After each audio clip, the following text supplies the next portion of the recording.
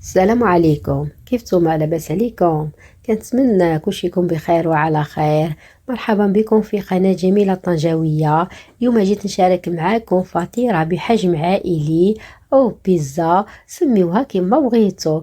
المهم كتجي لذيذة بزاف وبوحة العجينة اكثر من رائعة، والاهم كتحضر بسرعة. دابا بلا ما نزيد نطول عليكم، يلا نضيف المقادير وطريقة التحضير. المقادير اللي كنحتاج: عندي 600 غرام دقيق الابيض اللي غنقولتو من قبل، هنزيد عليه واحد معلقه كبيره السكر ومعلقه كبيره الخميره الفوريه، وعندي واحد ابيض بيضاء والاصفر حيت نحتاجو حتى الاخر، وهنزيد عليهم واحد مغرفه صغيره د الملح و70 ملل زيت المائده، ونعجن العجينه ديالي بالحليب دافي. وغنبدا نعجن العجينه ديالي بالحليب دافي.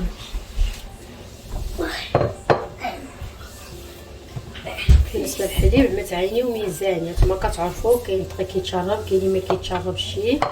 صافي غنبقى نعمل الحليب وانا كنجمع العجينه ديالي تتحصل على قوام رطب. صافي انا نجمع العجينه ديالي ونرجع معاكم.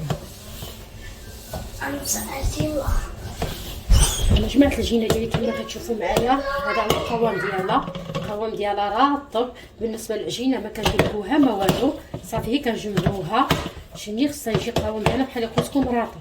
صافي دابا غندهنها بالزيت، عندها العجينه ديالي كامله بالزيت، وغنخليها تضاعف الحجم ديالها، ونغطيها بلاستيك غذائي ونخليها تضاعف الحجم ديالها. صافي اللي تضاعف الحجم ديالها نرجع معاكم. انا غطيتها بلاستيك غذائي وغنخليها دابا تضاعف الحجم ديالها. اللي تضاعف الحجم ديالها نرجع معاكم. العجينه ديالي تضاعف الحجم ديالها كما كتشوفوا معايا، دابا غنخرج منها الهواء.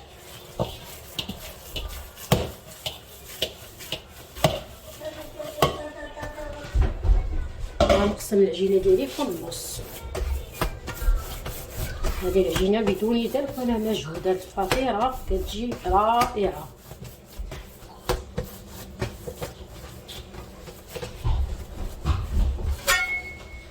العجينه ديالي في النص كما كتشوفوا معايا. كنشكل العجينه ديالي كويرات، كنعمل جوج د الكويرات هكا، وهذا النص الثاني هذا البلاستيك الغذائي تنطبخ النص الاولاني. حتى هي شكلها كويره.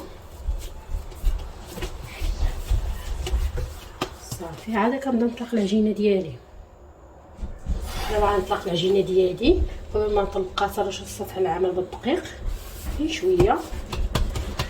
صافي ونطلق العجينه ديالي على شكل دائري، وتبقى على شكل دائري. غنطلقها مزيان.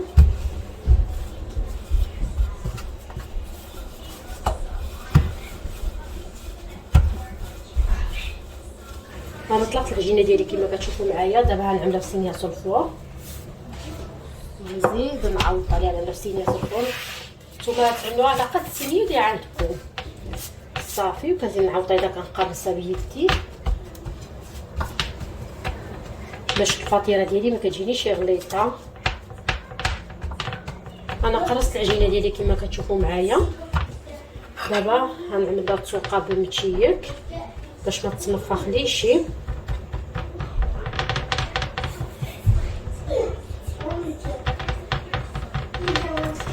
صافي انا عملت العجينه ديالي الثقاب كما كتشوفوا معايا. طبعا نخليها على جنب وغنعدل العجينه الثانيه.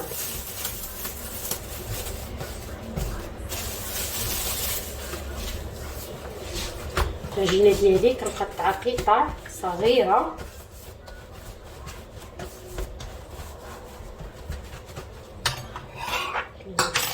كما كتشوفوا معايا،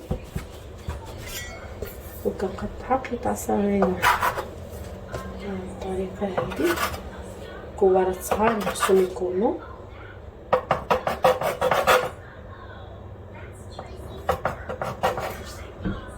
انا قطعت العجينه ديالي كما كتشوفوا معايا قطعتها صغيره. دابا هنشكلها كويرات بهذه الطريقه. السمك كويرات 86 جيم. ولا عندكم ميزان وزنوه. انا عملت عيني وميزاني، عندي ميزان ماشي ما عنديش الحق عجزت نجيبو. صافي انا هشكل مكويرات ونرجع معاكم.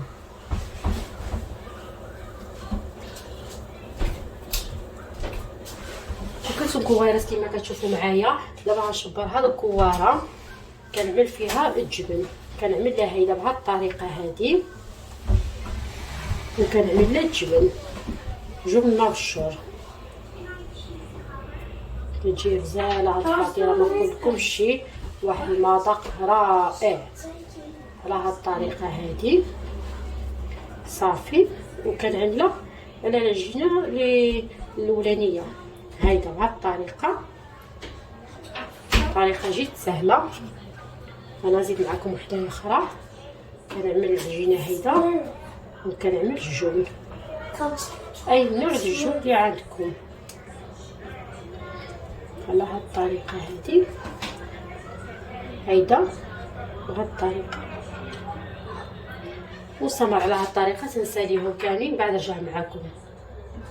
هذا هو الشكل النهائي كيف كتجي الشكل ديالها مزيون. ماشي شكل نهائي، باقا من الحشوه.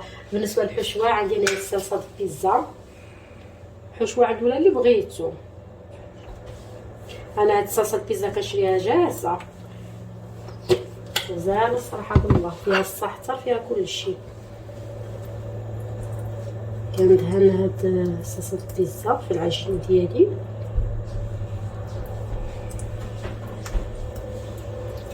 انا عملت صلصه بيتزا كما كتشوفوا معايا. دابا عندنا جبن مبشور. الجبن مبشور كنجي النوغات كنعملو فوقها، عاوتاني كنعمل الحشوه كنعاود نعمل باش كتجي جديده هاد الفطيره او بيتزا سميوها كما بغيتو.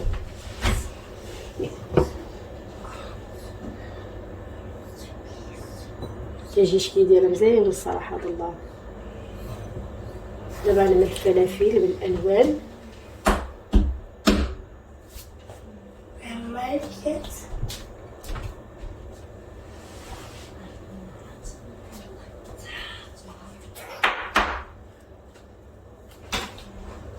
دابا نعمل جامبا، وجامبا اختياريه. يمكن لكم تعملوا التون او الدجاج على حسب شنو متوفر عندكم في الدار.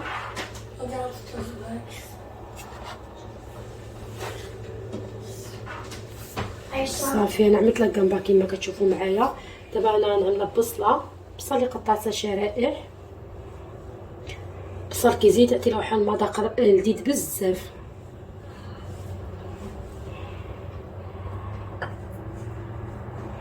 انا كتعجبني، اللي ما كتعجبوش يستغنى عليها.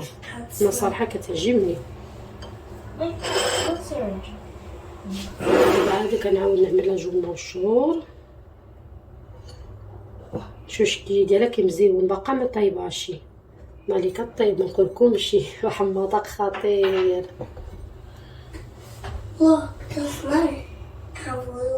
انا عملت لها جبن مبشور كما كتشوفوا معايا. دابا نعمل لها الزيتون الاسود.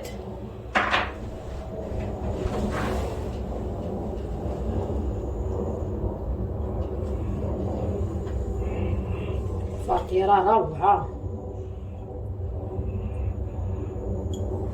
الشكل ديالها مزيون. انا عملت الزيتون ديك الساعه كنرجع معكم. انا عملت الزيتون اسود كما كتشوفوا معايا. دابا هاد الكويرات باصفر بيضاء اللي حيدتو في الاول.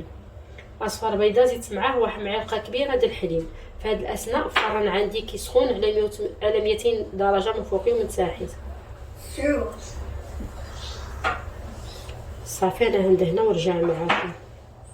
انا سليسه كما كتشوفوا معايا. دابا ما بقى لي داخله الطيب اللي طيب نرجع معكم باش تشوفوا الشكل النهائي ديالها كيف هذا هو الشكل النهائي الفطيره ديالي. الصراحه كتجي من اروع ما يكون شكلا ومذاقا، وكنتمنى تجربوها ولا جربتوها تعرفوني علاش كنهضر. راهي لذيذه بزاف وكتحضر بسرعه، وكنتمنى تعجبكم والصحه والراحه.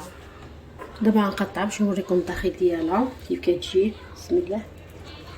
عرفتي غزاله هي التقطيعه ديالها باينه. خفيفة بزاف، والجبن فيها معلك. شوف كيف كتجي رائعة الصراحة. الله شوف